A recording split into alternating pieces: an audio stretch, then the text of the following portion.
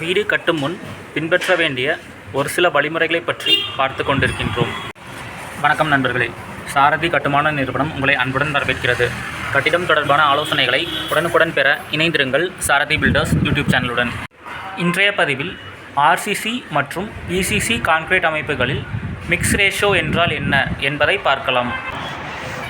Concrete அமைப்புகளை பொறுத்தவரையில் cement, மணல் மற்றும் ஜல்லி ஆகியவற்றின் கலவை விகிதம் சரியாக இருக்க வேண்டும்.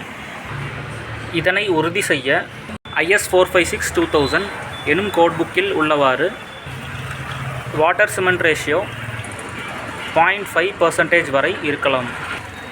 அதாவது சிமெண்ட் மூட்டை ஒன்றிற்கு 25 லிட்டர் வரை தண்ணீரை சேர்க்கலாம். இந்த கலவை விகிதங்களை பற்றி மேலும் தெரிந்து கொள்ள கமெண்ட் பண்ணிவிட்டு கீழே உள்ள இந்த நம்பருக்கு கால் பண்ணுங்கள்.